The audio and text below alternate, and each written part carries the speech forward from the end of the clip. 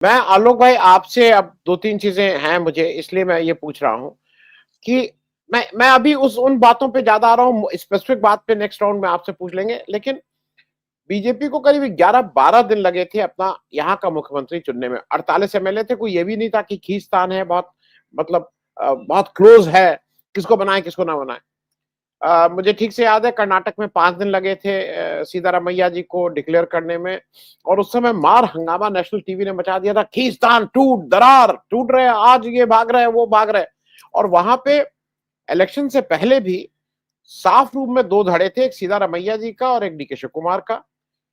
भारत जोड़ो यात्रा के समय पूरे देश ने देखा था कि किस तरह से राहुल गांधी ने दोनों का हाथ पकड़ के उनको दौड़ा दिया था एक जगह। मतलब एक मुझे कभी कभी अच्छा भी लगा था, एक 70 साल से ऊपर का व्यक्ति वो उस जोश में दौड़ा भी थे। सिद्धारमैया साहब को हम सब लोगों ने दौड़ते हुए देखा था। दोनों के अपने अपने रोल थे। सिद्धारमैया पॉलिटिकली ज्यादा कनेक्टेड थे, पॉलिटिकली हैवी वेट थे। डीके शिव कुमार को प्रबंधन में उनका बहुत था, और प्रबंधन के साथ साथ वो कांग्रेस में उस समय टिके रहे थे जब सेंट्रल गवर्नमेंट ने उनके उनके परिवार को बिल्कुल निस्ता मतलब खत्म करने में कोई कसर नहीं छोड़ी थी। वो उस समय रहे थे और वो पूरी तरह से मैनेज रहे थे, टूटे नहीं थे। तो दोनों के क्लेम करने के अपने अपने कारण थे, और ठीक है वो सिद्धारमैया जी का हुआ, अच्छा था, बात थी।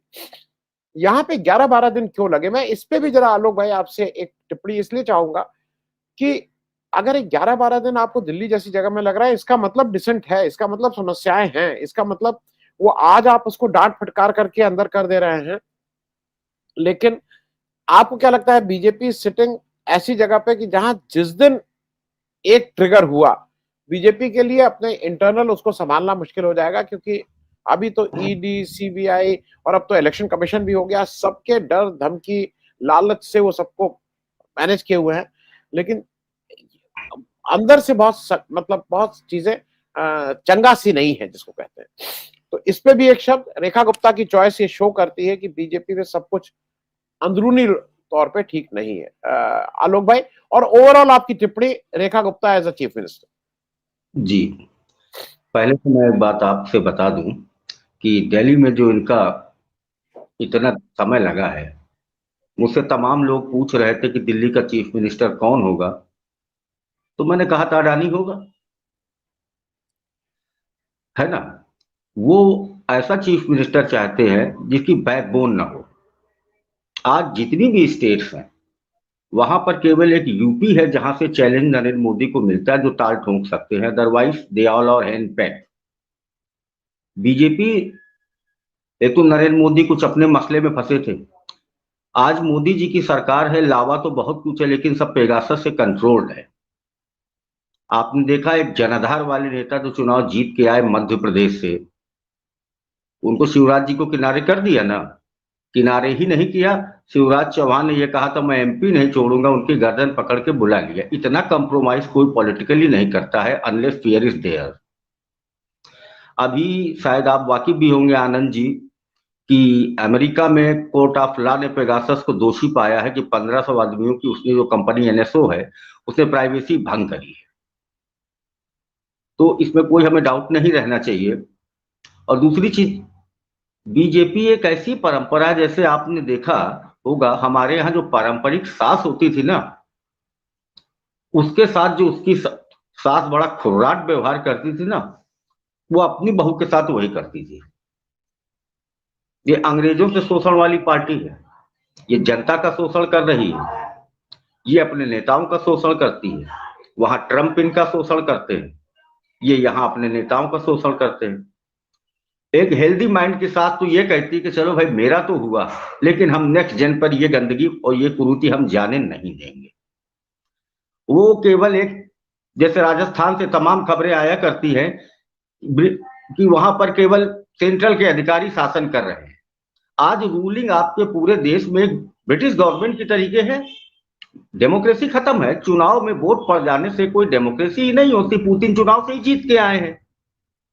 दूसरी चीज ये है कि अंग्रेज आपके यहाँ गवर्नर और अधिकारी, गवर्नर और आईसीएस के जरिए काम करते थे। इतनी बुरी हालत है डेमोक्रेसी की कि मैं उत्तर प्रदेश का रहने वाला हूं, भारतीय जनता पार्टी के मंत्री और विधायक ये कलेक्टर से, पुलिस अधिकारियों से अपना काम तो करा लें एहसान मान करके, लेकिन ये किसी आदमी का काम नहीं कराते हैं।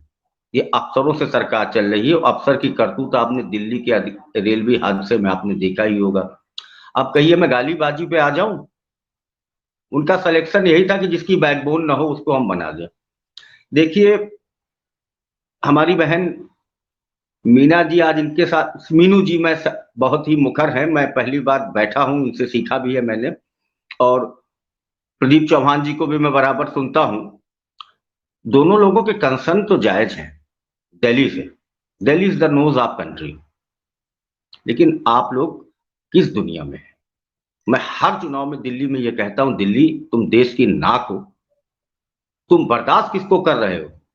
लेकिन आज जो बीजेपी का वोटर क्लास है, 3 BHK 4 BHK में रहने वाला अपर सवर्ण class professors, they have compromised with the civilization of the country. Delhi वो शहर है जहां 6-7 यूनिवर्सिटीज हैं, जहां कितने साहित्यकार रहते हैं, जहां पर इंटेलेक्चुअल्स की गैदरिंग खान मार्केट में होती थी तो उसको बदनाम किया गया, खान मार्केट जैसे आतंकवाद का अड्डा हो। तो मीनू जी और प्रदीप जी आप उससे जो है क्या कहते हैं, आशा मत करिए। आप आशा मत करिए दिल्ली वालों से। Our literate society is completely guilty. Narendra Modi का समर्थक, चाहे वो रिक्शे चलाने वाला हो, ऑटो वाला हो, चार्टर्ड अकाउंटेंट हो, डॉक्टर हो, प्रोफेसर हो, वकील हो, इनमें वैरायटी नहीं पाई जाती है। They belonging to the same category. ये इनकी टोटल माइंड कंडीशनिंग की गई है, वो एक भाषा बोलते हैं। जहां तक ये संघ से जुड़ी हुई है, यही जो है इनका सांस्कृतिक राष्ट्रवाद है, यही इनकी संस्कृति है। मैं आपको अपना एक्सपीरियंस बताता हूं, भक्त भक्तिन कैसे होते हैं। जिस तरीके से रेपिस्ट का समर्थन किया गया है, बलात्कारियों को संस्कारी ब्राह्मण बोला गया है, हाथरस में जिस तरीके से लड़की के साथ जो हुआ, क्या बीजेपी की महिला सांसदों को, मंत्रियों को, नेताओं को बगावत नहीं कर देनी चाहिए? उन्होंने औरत की मॉडेस्टी और चेस्टिटी से क्या कंप्रोमाइज कर रखा है? उन्हीं में से एक सैंपल आकर के मिला है आज इनको दिल्ली में। दिल्ली वाले दोषी हैं इसके। दिल्ली वालों ने जानबूझ के चुना है। दिल्ली वालों ने शाहीन बाग के समय देखा है कि गोली मारो डैश को, यहां करंट लगा दो वहां करंट लगेगा। जानबूझ के दिल्ली वालों ने ये गलीच जो अपने सर पे रखा है। वो कतई एक्सक्यूज देने लायक नहीं कि दिल्ली, ये उम्मीद न रखें मीनू जैन। देखिए समय कभी बदला तो बात अलग है, लेकिन आप ये उम्मीद मत रखिए कि दिल्ली वाले सवर्ण क्लास, हाई क्लास प्रोफेसर और इलीट क्लास सोसाइटी को ये बुरा लगेगा। मैंने व्यक्तिगत तौर पर क्या क्या झेला है, मैं आपको एक एक्सपीरियंस बताता हूं। एक दिन मैं सब्जी ले रहा था, एक पढ़ी लिखी हम उम्र महिला सब्जी ले रही थी और महंगे दाम सुनकर के उसने वो बिल्कुल सुसुआ गई। तो मैंने उससे एक एक्सपीरियंस के तौर पर मैंने उससे पूछा, सरकार खाने नहीं दे रही है। तो बोली क्या करें? हमने कहा इतने सारे कानून, नाव, हाथरस, दुनियादारी, सब वो विनेश फोगट, ये सब होते हो। मैंने कहा सरकार का महिलाओं के प्रति क्या रवैया है? तो बोली जी ऐसी बात तो नहीं है। मैंने कहा दिस इज डेथ, डेथ हो गई है गरिमा देश की। बीजेपी में पारितोषिक मिलते हैं, ये आज की बात नहीं है, इस देश का दक्षिण पंथ है। बीजेपी की तमाम बातें एक्सक्यूज हो जाती हैं, ये इस देश की नसों का दक्षिण पंथ है। राजीव गांधी जी से इलाज भी करवाए आए थे अटल बिहारी वाजपेयी जी, और मैंने इंडिया टुडे में पढ़ा था राजीव गांधी की कर्सी पर इलाज हुआ था। और बोफोर्स के मसले पर बोले ग्वालियर की पब्लिक मीटिंग में, गली गली में शोर है। भीड़ बोली राजीव गांधी चोर है।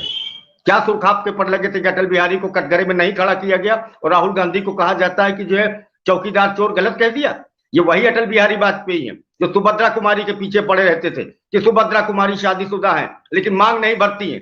सुनते सुनते आजीज आ गए। तो एक दिन दबता सुभद्रा कुमारी ने, छोटे थे, कि जो है लक्ष्मण ने सीता के पैर देखे थे, मांग नहीं देखी थी। आज बहुमत पूरा मिल गया है। एक जगजीत सिंह की जो गजल है, सरकती जाए है रुख से नकाब आहिस्ता, जब तक बहुमत नहीं था तो इस दक्षिण पंथ पर नकाब पड़ी हुई थी। दक्षिण पंथ माने क्राइम और असभ्यता, इससे बरक्स आप उम्मीद न करिएगा। ये वो पार्टी है जो भाई बहन के रिश्ते पर उंगली उठाती है। ये पंडित जवाहरलाल नेहरू की फोटो विजय लक्ष्मी पंडित के साथ है, मामा भांजी की फोटो। भारत जोड़ो यात्रा के समय राहुल गांधी को मेलाइन किया गया, वो प्रियंका गांधी की बच्ची के साथ है। और ये करने वाले अमित मालवीय और बग्गा को कई साल पहले नरेंद्र मोदी ने मंच में बुला के सम्मानित किया था। कहां आप इस समय? As a country we have gone down in civilization, economy etcetera etcetera. क्यों शिक्षा पर बजट कम किया जा रहा है? आज भारत की 2 आईआईटी मद्रास, आईआईटी दिल्ली की रैंकिंग कम मिली है, और आईएसएसएस 2 इंस्टीट्यूशन जो 4 है उनकी रैंकिंग कम मिली है। मेरे शहर Kanpur IIT become a hello, वहां पर पुलिस अधिकारी जाके रेप करता है। कानपुर आईआईटी में सुसाइड पर सुसाइड हो रहे हैं रेगुलरली। शिक्षा खत्म होगी, यही होगा मवाली पर, जहां आसाराम के मंच कुंभ में लगवाए जाते हैं, जहां राम रहीम को इतना ग्रेट ऑनर दिया जाता है कि लग्जरी झेलता है जेल के अंदर और आधे टाइम जेल के बाहर रहता है। क्या कर रही है बीजेपी की महिला नेताएं? She is one of them. भगोने से एक चावल निकल के बैठाला गया दिल्ली की सल्तनत पे, कोई ताजुब आपको नहीं होना चाहिए। विदुड़ी ने गाली दी थी, क्या हुआ था? राजस्थान का प्रभारी बनाया गया, लेकिन हाउस के अंदर उसके खिलाफ कोई एक्शन लिया गया? अगर हाउस के अंदर की बात न होती तो दफा 506 की उसके खिलाफ एफआईआर हो जाती। हम उस दौर में जी रहे हैं, पंडित नेहरू से संघी क्यों चिढ़ते हैं? ये अमेरिकी इंग्लिश के scholar, thereafter he turned as a philosopher, Edward Leonardo Huxley ने कहा था, एक लाइन में किताब लिख दी थी, आपके स्पर्श से राजनीति सभ्य हो गई। इसमें मुझे कोई हैरत की बात नहीं। रेखा गुप्ता क्या बोली है, क्या नहीं बोली है, वो नरेंद्र मोदी की रेस की है, और उन्होंने बिल्कुल सही कहा है। आप आशा मत करिएगा कि दिल्ली की जनता इसका कॉग्निजेंस मिलेगी। दिल्ली की जनता को अभी कोई जो है किसी मुस्लिम इलाके में बुलडोजर चलवा करके या अडानी का ठेका दे करके, अडानी को किसी बस्ती का ठेका दे करके संतुष्ट कर दिया जाएगा। मुस्लिम प्रतिक्रियावाद में इस देश का बहुत कुछ नष्ट हो चुका है। हम पैसा फिर अर्जित कर लेंगे, हम सब कुछ अर्जित कर लेंगे, लेकिन ये सिविलाइजेशन चली गई है। That is irreparable loss, that cannot be compensated easily. That's it.